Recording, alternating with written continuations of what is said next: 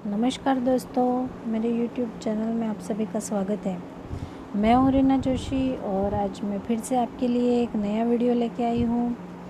ये जो मेरा वीडियो है वो पिछले वीडियो से आगे का है। पिछले वीडियो में मैंने बाल विकास का अर्थ, परिभाषा, वृद्धि और विकास की परिभाषा, उनमें अंतर के बारे में चर्चा की थी। ये जो मेरा वीडियो है इसमें मैंने वृद्धि व विकास के सिद्धांतों के बारे में डिटेल से चर्चा की है। सबसे पहले अपन शुरुआत करते हैं वृद्धि व विकास के सिद्धांतों से। इसका पहला सिद्धांत है निरंतरता का सिद्धांत। निरंतरता का सिद्धांत हमें यह बताता है कि वृद्धि और विकास है वो निरंतर चलने वाली प्रक्रिया है, अर्थात यह जन्म से शुरू होकर व्यक्ति की मृत्यु तक निरंतर वृद्धि और विकास चलता रहता है। इसमें इसकी गति में ज़रूर भिन्नता आती है, परंतु ऐसा कभी भी नहीं होगा कि इसकी वृद्धि रुक गई है या विकास रुक गया है किसी भी प्राणी का। दूसरी निरंतरता के सिद्धांत की बात यह है कि यह कभी भी आकस्मिक नहीं होता। अचानक कोई परिवर्तन अपन को नहीं देखने को मिलता है। जो भी होता है वो लगातार होता रहता है। जैसे कि अपन यूँ कहें कि कोई बालक है, वो सोते हुए रात को सोया तो दो फीट का था और सुबह उठा तो 5 फीट का हो गया, ऐसा कभी किसी ने भी नहीं देखा होगा। मतलब वृद्धि व विकास निरंतर होते रहते हैं। दूसरा सिद्धांत है सामान्य से विशिष्ट की ओर का सिद्धांत। यह सिद्धांत हमें यह बताता है कि समस्त प्राणी तो क्या है, पहले सामान्य क्रिया करते हैं और उसके बाद धीरे धीरे विशेष क्रिया की तरफ जाते हैं या विशिष्ट क्रियाओं को सीखते हैं। जैसे कि एक उदाहरण मैं बता दूं आपको कि कोई भी बालक है या शिशु है, वो सबसे पहले अपने हाथों को हिलाना सीखता है। फिर धीरे धीरे उसको हाथों को हिलाने के बाद वो अपने पंजों पर नियंत्रण प्राप्त करता है और फिर उसके बाद पंजों पर नियंत्रण प्राप्त करने के बाद वो उंगलियों से किसी चीज़ को पकड़ना या नहीं पकड़ना वो सब सीखता है। तो ये क्या हो गया, सामान्य से विशिष्ट की ओर का सिद्धांत। तीसरा सिद्धांत है समान प्रतिरूप का सिद्धांत। यह सिद्धांत हमें यह बताता है कि समस्त प्राणी अपनी जाति के अनुरूप विकास की अवस्थाओं से गुजरते हैं। इस बात को मैं इस प्रकार समझाऊं कि अपनी जाति, यहाँ जाति से अभिप्राय कोई मानव निर्मित कास्ट से नहीं है। यहाँ प्रजाति, जाति का मतलब जैसे कि पशु प्रजाति, जैसे गायों की प्रजाति है पूरी, या मानव या हाथी बे, उनसे संबंध है जाति का मतलब। तो यहाँ अपन मनुष्य की बात करें तो मनुष्य है वो उन्हीं अवस्थाओं से गुजरेगा जिन अवस्थाओं से समस्त मनुष्य गुजरते हैं। जैसे कि एक उदाहरण के तौर पर मैं आपको बताऊं कि मनुष्य जन्म लेगा, फिर धीरे धीरे उल्टा होना सीखेगा, फिर रेंगना सीखेगा, फिर बैठना, चलना, इस प्रकार दौड़ना आदि गतिविधियाँ करेगा। तो मनुष्य जाति के समस्त प्राणी इन्हीं गतिविधियों से गुजरेंगे।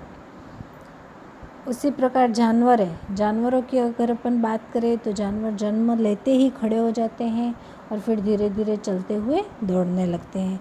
जानवरों में रेंगना आदि क्रियाएं, घुटनों पर चलना नहीं होती है। तो इसे कहते हैं समान प्रतिरूप का सिद्धांत कि समस्त प्राणी अपनी जाति के अनुरूप विकास की अवस्थाओं से होकर गुजरते हैं।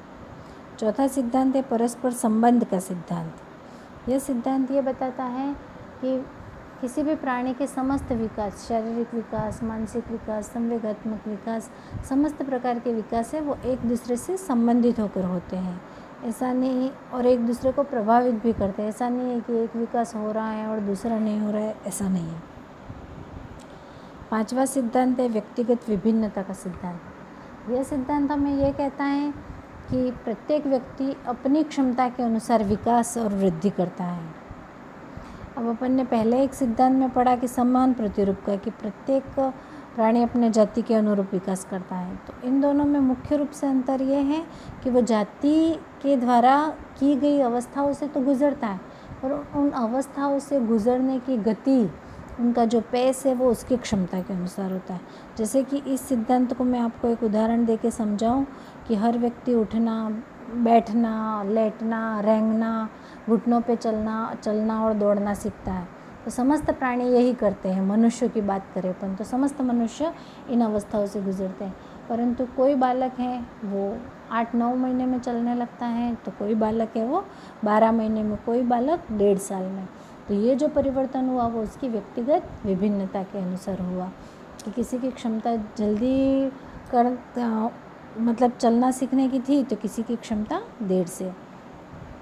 इसी बात को अपन ये भी समझ सकते हैं कि कोई मानसिक रूप से सुदृढ़ होता है, कोई शारीरिक रूप से सुदृढ़ होता है, ये व्यक्तिगत विभिन्नता के कारण होता है। छठा जो सिद्धांत है वो विभिन्न गति का सिद्धांत। यह सिद्धांत हमें ये बताता है कि ये जो विकास है वो हर अवस्था में उसकी गति भिन्न भिन्न होती है। हर अवस्था में विकास एक समान नहीं होता। जैसे कि अपन शारीरिक विकास की बात करें तो शारीरिक विकास है वो शैशवावस्था में अत्यधिक तेज गति से होता है, जबकि बाल्यावस्था में उसकी गति अपेक्षाकृत कम होती है। किशोरावस्था की बात करें तो किशोरावस्था में क्या होता है, उसमें संवेगात्मक विकास बहुत तेज़ी से होता है। तो ये हो गया विभिन्न गति का सिद्धांत। 7वां जो सिद्धांत है वो है विकास की भविष्यवाणी। यह सिद्धांत हमें यह बताता है कि किसी भी व्यक्ति या प्राणी के पूर्व के विकास को देखकर उसके आगे होने वाले विकास की भविष्यवाणी की जा सकती है। अब अपन अगले सिद्धांत की ओर बढ़ते हैं। अगला सिद्धांत है विकास की दिशा का सिद्धांत या मस्तकाधोमुखी सिद्धांत। यह सिद्धांत हमें यह बताता है कि विकास, समस्त प्राणियों का विकास सिर से पैर की ओर होता है। इसे भी अपन किसी मानव शिशु को ही उदाहरण लेकर देख लेते हैं तो अपन समझ जाएंगे कि किस प्रकार विकास सिर से पैरों की तरफ होता है। तो आपने नवजात शिशु को तो देखा ही होगा। नवजात शिशु ऐसा होता है जिसका मतलब वो मुश्किल से अपने हाथ पैरों को हिला पाता है, गर्दन को हिला पाता है, परंतु किसी भी अंग पे उसका पूर्ण रूप से नियंत्रण नहीं होता। और अपन अगर बात करें तो उसके जब अपन उसको पकड़ते हैं तो उसके सिर के नीचे, उसके धड़ के नीचे अपन को हर जगह सहारा देने की ज़रूरत है, नहीं तो गर्दन पीछे लटक जाती है। परंतु वही शिशु 4-5 महीने का हो जाता है तो सबसे पहले अपने गर्दन पर नियंत्रण प्राप्त कर लेता है, अपने गर्दन को स्थिर रखना सीख लेता है। फिर धीरे धीरे उसके 1-2 महीने बाद वो अपने धड़ को स्थिर रखना सीख लेता है और फिर बैठना सीखता है। उसके बाद वो अपने पैरों को स्थिर करके खड़ा होना सीखता है। तो सबसे पहले उसने सिर का विकास किया, उसके बाद धड़ का किया, उसके बाद पैरों का। तो ये बात हमें सिद्ध करती है कि मानव का विकास है वो सिर से पैरों की ओर होता है। अगला सिद्धांत है निकट से दूर या केंद्र से बाहर की ओर। इस सिद्धांत के अनुसार समस्त प्राणियों का विकास निकट से दूर के अंगों में होता है। पहले निकट के अंगों में पहले विकास होता है और उसके पश्चात दूर के अंगों में होता है। इसके लिए अपन वही बाजू वाला उदाहरण दे सकते हैं कि पहले वो बाजू पर नियंत्रण प्राप्त करता है, फिर पंजे पर, फिर अपनी उंगलियों पर। अगला सिद्धांत है वो एकीकरण का सिद्धांत। यह सिद्धांत हमें बताता है कि सामाजिक विकास, मानसिक विकास, शारीरिक विकास आदि सभी एकीकृत रूप में होते हैं, कोई अकेला एक विकास नहीं होता है। अगला जो सिद्धांत है वो चक्राकार या वर्तुलाकार सिद्धांत। इस सिद्धांत के संबंध में अपन को सीधे ही प्रश्न पूछा जा सकता है कि मानव विकास होता है रेखिक, वर्तुलाकार या उपरोक्त दोनों, या उपरोक्त में से कोई नहीं। इस प्रकार अगर प्रश्न पूछा जाए तो अपना जवाब होगा मानव विकास वर्तुलाकार होता है। वर्तुलाकार कैसे होता है, तो एक विकास के बाद दूसरा, दूसरे के बाद तीसरा, ऐसा कोई रेखीय क्रम नहीं होता है कि भाई पहले शारीरिक विकास हुआ, फिर मानसिक होगा, फिर संवेगात्मक, फिर सामाजिक, फिर नैतिक, ऐसा कुछ नहीं है। समस्त विकास एक साथ चलते रहते हैं, इसीलिए इसे वर्तुलाकार कहते हैं। अब अपन इसके कुछ अभ्यास प्रश्न कर लेते हैं। ये जो 5 प्रश्न हैं उनमें से 2 प्रश्न तो मेरे पिछले वीडियो से संबंधित हैं और 1 प्रश्न अतिरिक्त हैं तथा 2 प्रश्न ARTET 2011 में पूछे गए हैं। इन प्रश्नों के उत्तर आपको मुझे कमेंट बॉक्स में लिखकर भेजने हैं और इनके उत्तर मैं आपको अगले वीडियो में बताऊंगी। सबसे पहला प्रश्न है बेबी बायोग्राफी पुस्तक का संबंध है। बेबी बायोग्राफी पुस्तक का संबंध है भूगोल से, विज्ञान से, बुद्धि के विकास से या बाल विकास से। दूसरा प्रश्न है मानव विकास है मात्रात्मक, गुणात्मक, दोनों, कोई नहीं। तीसरा प्रश्न है, बाल अध्ययन या बाल विकास के जनक हैं John Locke, Stanley hall, crow and crow, Darwin. चौथा प्रश्न है, विकास का अर्थ है परिवर्तनों की उत्तरोत्तर श्रृंखला, अभिप्रेरणा के फलस्वरूप होने वाले परिवर्तनों की उत्तरोत्तर श्रृंखला।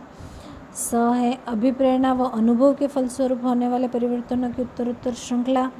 द है, परिपक्वता एवं अनुभव के फलस्वरूप होने वाले परिवर्तनों की श्रृंखला। पांचवा जो प्रश्न है वो, विकास के संदर्भ में निम्न में से कौन सा कथन सत्य नहीं है। विकास की प्रत्येक अवस्था के अपने खतरे होते हैं। ब, विकास उकसाने या बढ़ावा देने से नहीं होता है। स, विकास सांस्कृतिक परिवर्तनों से प्रभावित होता है। और द है, विकास की प्रत्येक अवस्था की अपनी विशेषता होती है। ये आज के अभ्यास प्रश्न है। कुछ प्रश्नों के उत्तर तो पिछले वीडियो में मिल जाएंगे और कुछ प्रश्नों के उत्तर आपने जो अध्ययन किया उसके आधार पर आप दे पाएंगे, और कुछ प्रश्नों के उत्तरों के लिए आपको अन्य किताबें टटोलनी होगी। तो मुझे आशा है कि मेरा ये वीडियो आपको अच्छा लगा हो, आपके लिए उपयोगी साबित हुआ हो। और अगर ये आपको अच्छा लगा, उपयोगी हुआ, तो आप इसे लाइक कीजिएगा, ज़्यादा से ज़्यादा शेयर कीजिएगा और मेरे चैनल को सब्सक्राइब करना बिल्कुल भी मत भूलिएगा और बेल आइकन को प्रेस कीजिएगा ताकि मेरे आने वाले वीडियोस के नोटिफिकेशन आपको बराबर रूप से मिलते रहे। धन्यवाद और आपकी परीक्षा और तैयारी के लिए शुभकामनाएं।